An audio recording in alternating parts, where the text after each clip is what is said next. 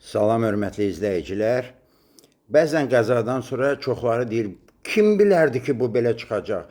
Kimin ağlına gələrdi ki, bu belə çıxacaq?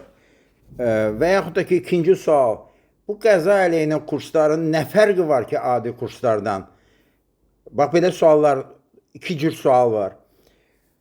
Qəza əleyhinə kurslarda biz elə şeylərə, nüanslara fikir veririk ki, adi kurslarda buna qətiyyən fikir vermirlər. Bax, indi hərəkətə başlayırıq. Bax, bir nüansı sizə deyim, hansı ki, qəza əleyhinə kurslarda mütləq buna biz fikir veririk.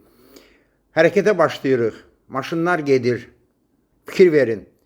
Sağımızdakı maşın avtobusun yanından keçəcək. Biz qazdan ayağımızı çəkirik. Niyə? Bu dəqiqə izah edeyim.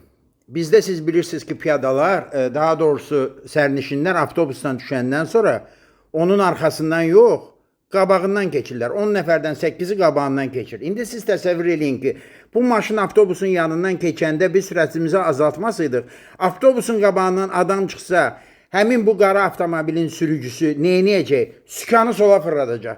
Kimi vuracaqdı? Bizi vuracaqdı əgər biz onun yanında olsaydıq. Bax, tələbə edirəm ki, qazdan ayağı çək, avtobusun qabağından adam çıxsa, qara avtomobilin sürücüsü sola verəcək və səni vuracaq. Biz qazdan ayağımızı çəkirik, düzdür, bu dəfə avtobusun qabağından adam çıxmır. Amma bilirsiniz necədir?